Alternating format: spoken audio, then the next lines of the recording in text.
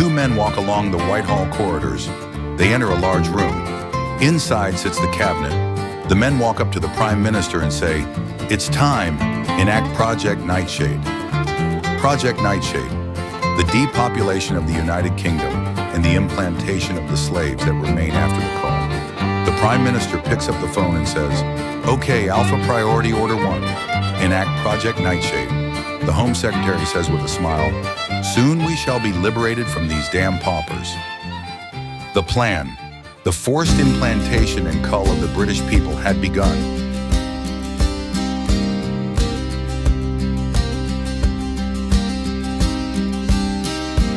"70 million souls, oblivious to what's above. 1,000 suited foes, and for us not a resistor inside. The plan is so bright that no one is inside. When the Black Hawks are unleashed upon our own people's might, there's too many people on this world, according to the other side. 500 million is what they want, but 500 million is doomed for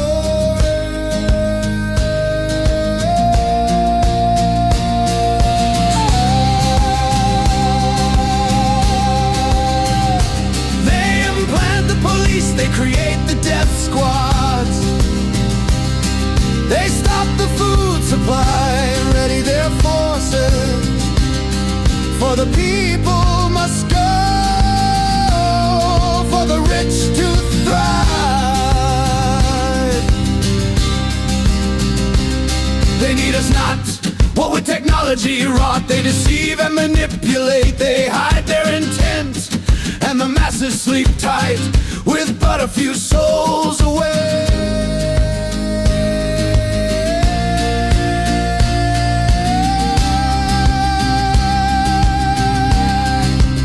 For the police it is doomed, for they are the ones chosen by might to wage their own fight against the people our kin. But death is a sin when it's meant for your kin. So there's nothing to do but find what's taboo. And when you wake up, dead in the bar.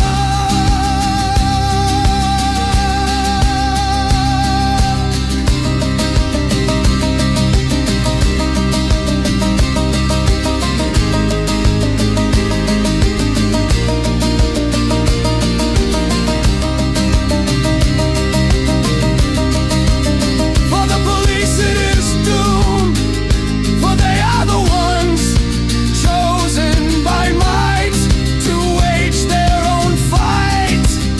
against the people our kin. But death is a sin when it's meant for your kin. For the police it is doomed, for they are the ones chosen by might to wage their own fight against the people our kin. But death is a sin when it's meant for your kin.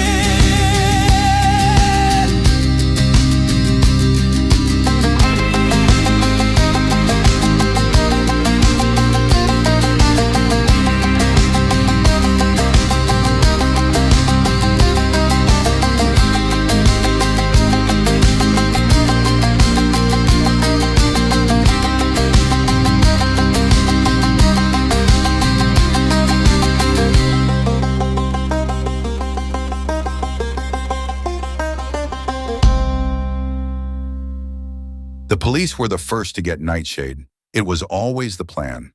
The police will be death squads, forced to do sin. For that is the way of the establishment few.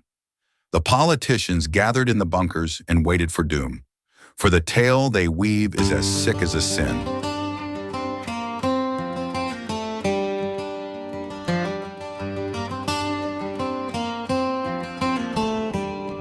The chiefs gathered at dawn, their orders known to none, for their orders are now for the doom of the law. When the law corrupts and also perverts, what do we do in return but sit on our bums while our country does burn? The orders were sent down, for the time had come, for the dark droids had known that this day would whence come. For the political few, it was too late to do boo, for the death squads had new orders anew.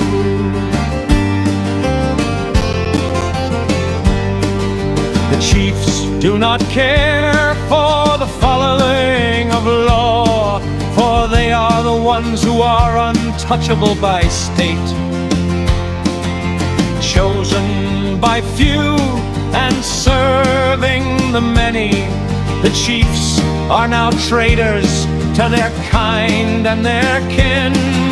The orders were sent down, for the time had come, for the dark druids had known that this day would whence come.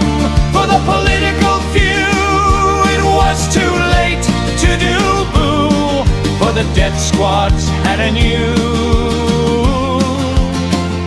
orders anew.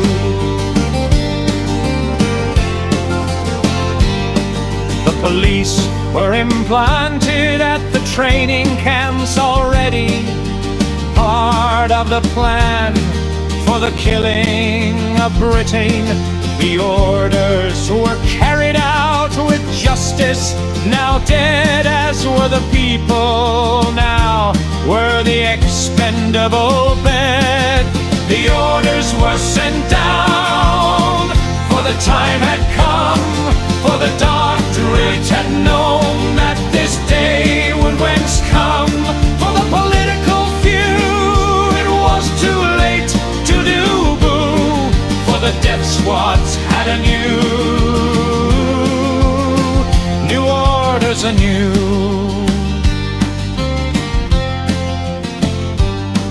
Now the orders were carried out by the police unabated, as Nightshade was no game, as everyone knew who waited.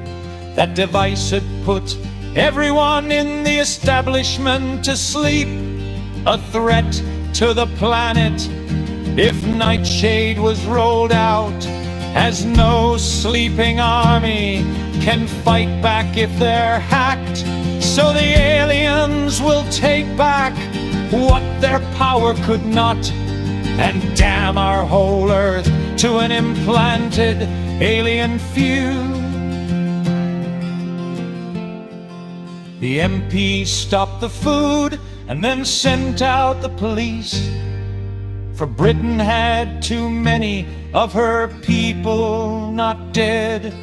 A few was what they wanted, a few was what they'd get, for if the people fought back, then the few would be dead. For if the people fought back, then the few would be dead. The government's orders to stop the food convoys throughout Britain caused chaos in most cities, but some had a community where people helped one another out. Glasgow was one such city, her people already awake thanks to whistles already blown, now prepared for the death squads to head north. Her streets were fortified, as were the surrounding villages. The orders from the government was carried out by the police.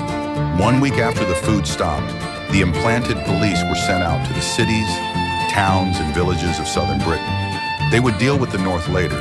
In the Southlands, the police herded the survivors of the chaos into makeshift death camps where the selected were taken away to be implanted and the rest were given a lethal injection. The South was in chaos, and now the government targeted the northern cities, with Glasgow in particular, a target of need. Before they took the city, they had to take a fortress town southeast of Glasgow. With the cities in chaos, the police with their orders came crashing out of their holding stations. lions unleashed, they stormed into the cities with death on their faces. They helped call the people, though some had survived the initial call. They hid, they fought, and they ran for their lives. And what they got was no resistance in sight, for only one city had read all of the signs and prepared all her people for the fight of their lives. For surrender was death for her people. And Glasgow, near Glasgow, the police took a village so light and swept it clean as they killed all the blight and readied for Glasgow, so close to its doom. In Glasgow,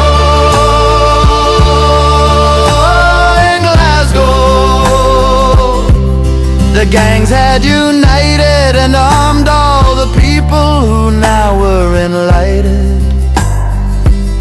They now readied for war, as the police already known had long been implanted with nightshade the disease. The stage was set for a battle that's necessary, as people must know that death is the issue. Implanted is death, so surrender is suicide. So no one in Glasgow would give up this fight.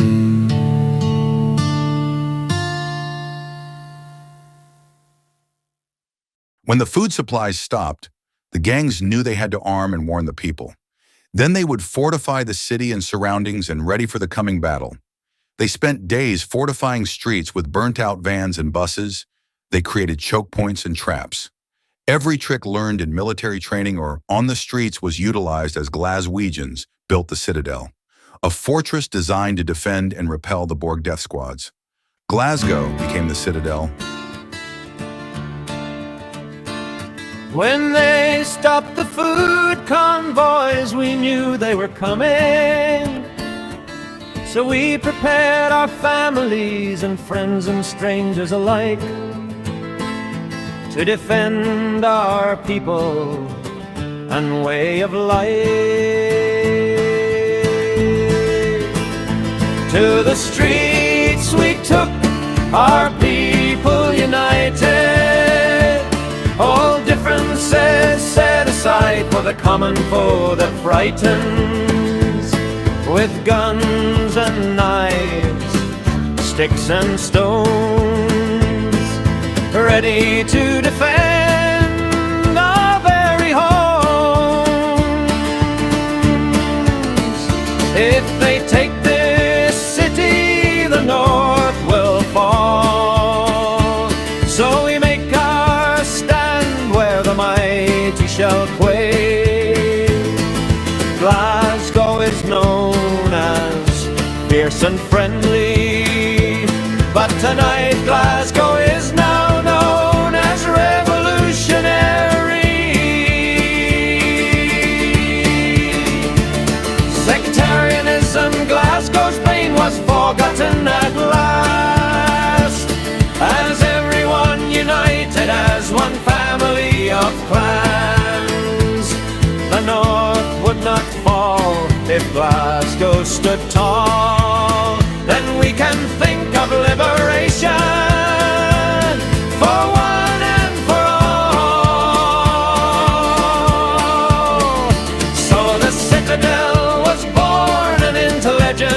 she went.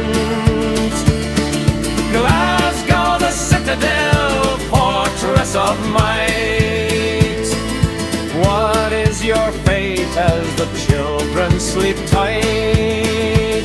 To fight or die as one come and unite.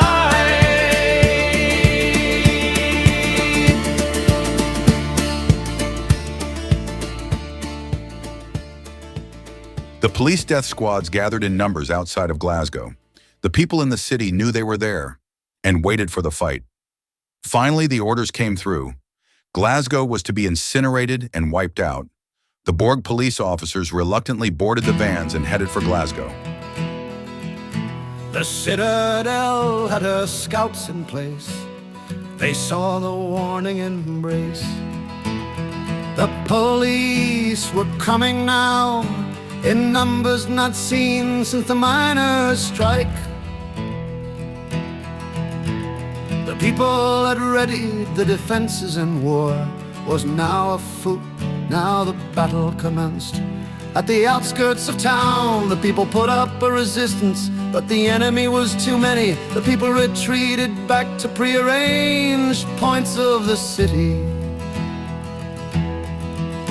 For the defense of Glasgow was just begun. The death squads charged deeper into Glasgow, killing the old and infirm who had not time to retreat. The people saved many, but not all were gotten, though their names would be remembered as the martyrs of the North. The fighting raged on into the night, with many a death blow on either side. But the people were putting up a firm defense, and the Borg just couldn't get into their stride. At last the tide turned, the battle near through, as exhaustion and casualties bled the Borg squads deep, and the people charged back with the help of the gangs, as everyone united for the defense of the realm. Finally the pivotal point came, when the tide of war turned in the people's favor. The clans forced the police back out of the city. They fled like rats with their tails behind their legs. The culling of Glasgow was never going to happen, not when the people had united under the citadel.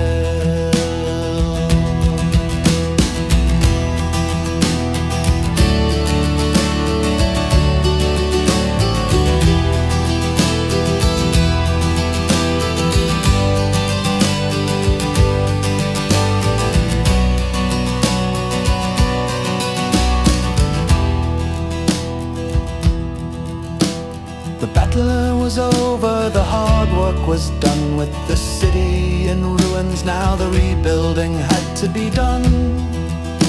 The north was secure, but the north was not safe, for if the Borg regrouped, the people would lose faith. So the High Command knew now what they had to do: liberate the South like the folk of the North. They'd have to head south to extinguish the threat, for if justice prevails, then the guilty will be judged great.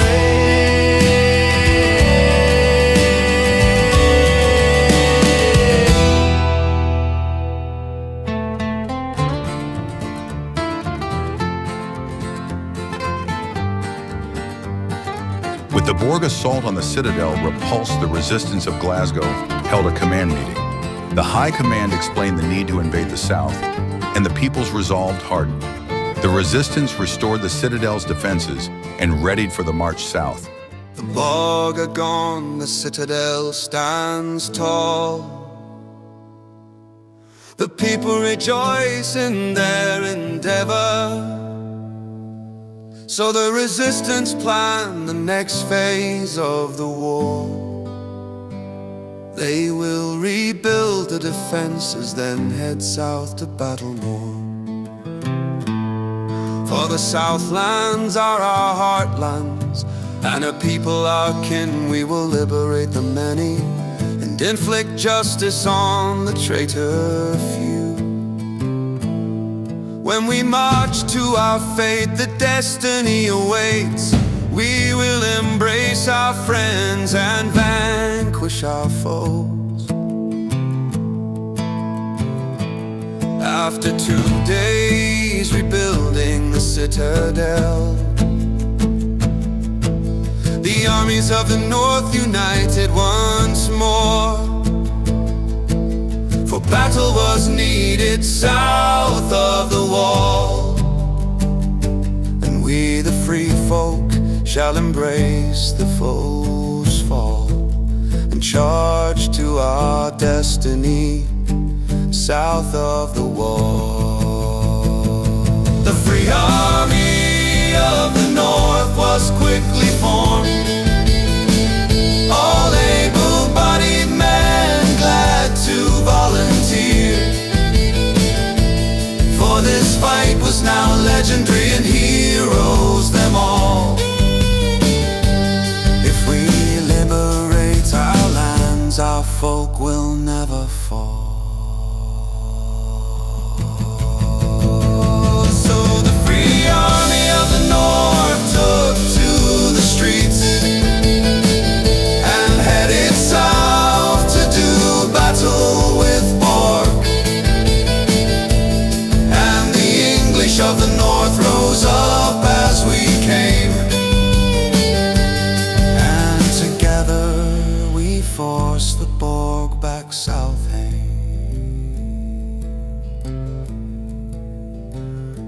The English swelled the ranks of the free army of the North,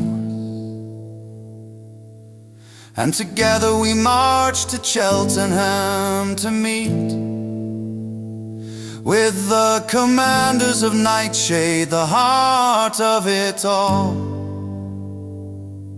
For if Cheltenham falls, then so does Nightshade. The rebel fighter was known to all races, resistor of unjust governments, hero of the people, risking limb and life for the less well-off. So what motivates a man to become a rebel in the Western world? Is it tyranny or injustice, or the need for self-defense? The rebel stands firm, the rebel stands strong. The people look up to their heroes, fighting for their kin. One for all and all for one, as the immortal saying goes. But do any know what it means apart from the rebel's mind? The rebel fights for privacy and community, the privacy of the mind, and a home free of fear. A technological nightmare being unleashed must always be resisted, and thus the Western rebel is born. The rebel stands firm, the rebel stands strong. The people look up to their heroes, fighting for their kin. One for all and all for one, as the immortal saying goes. But do any know what it means apart from the rebel's mind? When technology is used to enslave, justice dies in that land. Nightshade means no privacy and pain, or death anywhere on earth. A loveless psycho could only dream up a Nightshade earth. What type of implant technology is Nightshade anyway, that it turns love into porn? The rebel stands firm, the rebel stands strong. The people look up to their heroes, fighting for their kin. One for all and all for one, as the immortal saying goes. But do any know what it means apart from the rebel's mind? So the rebel fighter stands firm against the tyranny of the nightshade mentality of the establishment few and the sycophant many. Gullible fools think they won't get nightshade, but little do they know of the dark druid's plan, that everyone gets the implant but the ultra-rich. The rebel stands firm, the rebel stands strong. The people look up to their heroes, fighting for their kin. One for all and all for one, as the immortal saying goes. But do any know what it means apart from the rebel's mind? So what makes a rebel in the Western world? No man will sacrifice his children to a depopulated earth, or turn his lover into a porn star for dark druid delight. So the Western rebel is born again with a mind to never give in, as the implant is surrender, and surrender is death. Surrender is death. Surrender is death.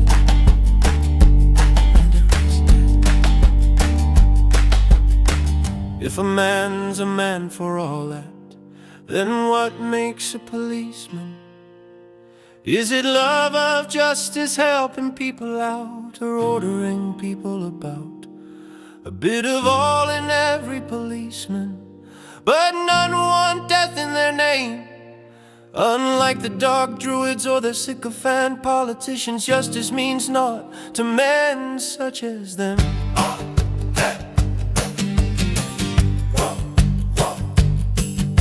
The plan was simple: implant the police with a nightshade, then get the police to depopulate the nation. Simple.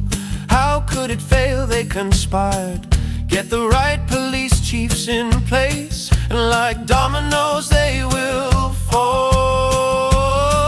Utopia for the rich and dystopia for the workers. At what age do you retire, and is your retirement pay a heart attack? Utopia for the rich and dystopia for the workers. At what age do you retire, and is your retirement pay a heart attack? So the plan was put in place. The officers were unaware of the threat from their chiefs or the training camps. If you stay overnight, you wake with the implants, then you're a prisoner of the mind wherever you go. A slave police force is what the politicians want, and a depopulated land bereft of human contamination, rewilded by animals and cleared of human sheep. The plan was simple: the rich inherit the earth. Utopia for the rich and dystopia for the workers. At what age do you retire, and is your retirement pay a heart attack? Utopia for the rich and dystopia for the workers. At what age do you retire, and is your retirement pay a heart attack? Did Jesus not say that the meek would inherit the earth? Who are these politicians and bankers that they think the opposite of all the transcendent masters and prophets of the earth? How will all of this end?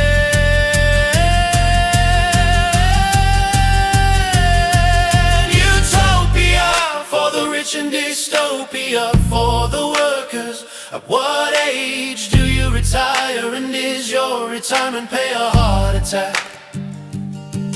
Utopia for the rich and dystopia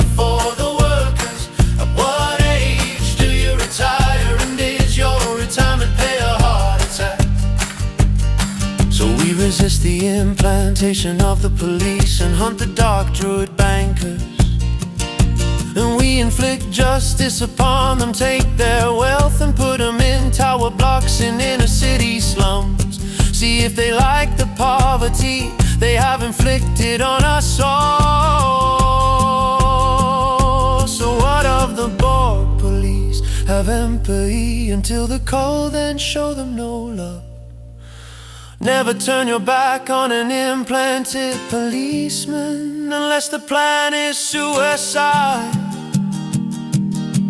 Utopia for the rich and dystopia for the workers. At what age do you retire, and is your retirement pay a heart attack? Utopia for the rich and dystopia for the workers. At what age do you retire, and is your retirement pay a heart attack? We have to stop the police getting the implant. As to do not is doom for us all, and a darkness so deep that none shall away.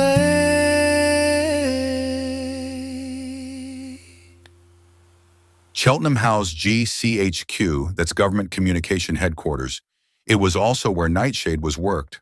The rebels knew if Cheltenham fell, then the police could be disarmed and only the hardliners and extremists would remain.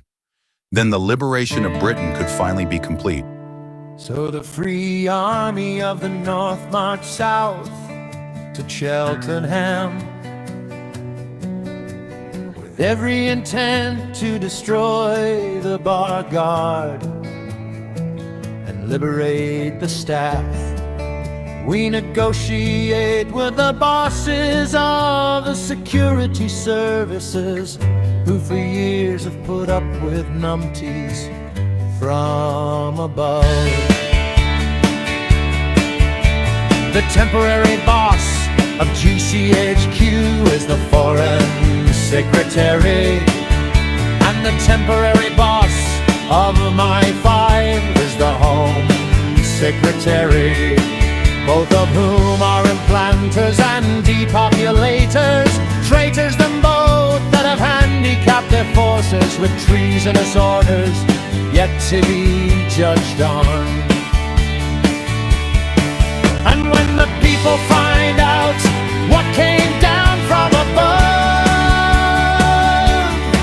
then the justice of the North shall inflict mayhem on our foes. When the Free Army reached Cheltenham, battle did ensue. The Borg were as vicious as a rabid dog, but we did fight back with all our might. So when night did fall, so too did the Borg, as Cheltenham was liberated and negotiations began. The bosses of Cheltenham ordered the coal to halt it at once. It won't snub Britain, but the dark drapes and the chiefs and politicians and bankers all had a plan for the complete destruction of all life in Britain. If they were not stopped, so the Free Army of the North, with the now friendly police, who had Nightshade disarmed on the orders of the director, but London still held firm. The hardliners were there, they would not give up without a final fight. The Free Army of the North then headed out again, this time to London for the final battle.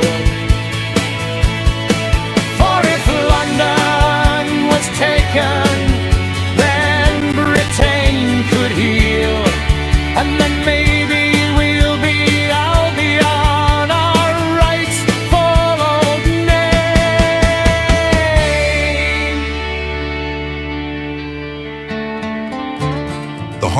soldiers in the Old Guard held up in London town. The battle for Britain lost, now the rebels were coming for them, and Cheltenham had fallen. Woe had begotten the other side, and desperation called for desperate times. They intended to nuke their own land and people by launching a nuclear attack on Russia, knowing full well that Moscow would launch back at our lands. Only the gods would know if the rebels could stop them in time.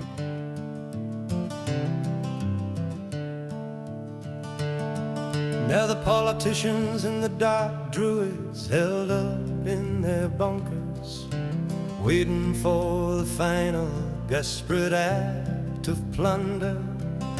If they were to fall, then so would all. So they put their plan in place to nuke the whole place.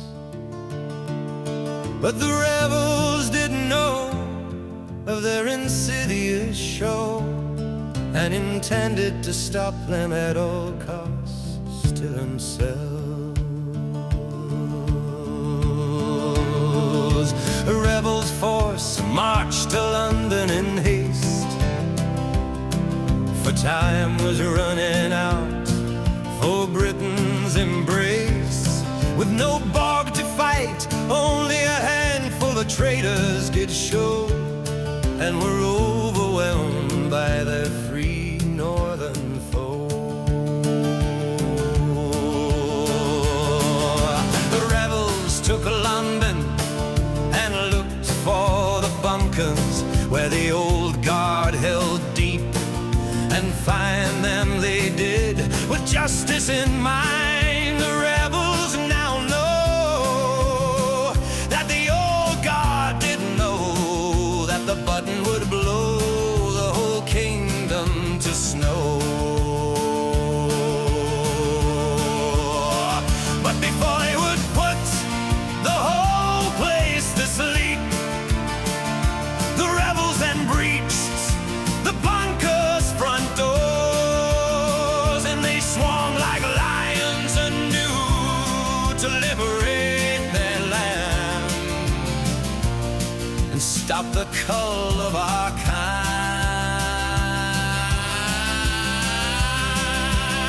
So the war, the apocalypse, was fought and won in the streets and countrysides of our lands, and waging we did like lions of pride. For our foe we vanquished, and we set our kind free. So freedom did show, and the war was now won, and the rebels did know that justice would find the right people in kind with their own perverted mind, and jail the dark druids were put with the establishment few for crimes too shameful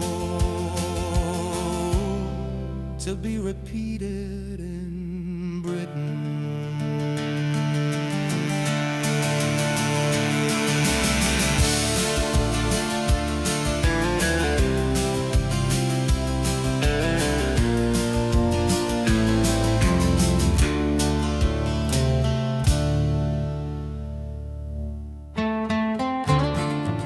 Epilogue. Now that the resistance had won the war, the Army of the North had to head back home. The rebuilding of Glasgow and the rest of Britain had to begin. A new government was formed, not like the old, but a new form of governance. The chosen system was fairer and involved a lottery government with aptitude testing to weed out the not-so-bright as well as the psychopath. A government run by the people for the people, so the past mistakes would never be repeated. A free press was formed, one trusted by the people, and once again the corrupt would be held to account. And finally Britain became Albion once more, and her people rejoiced in Albion's light.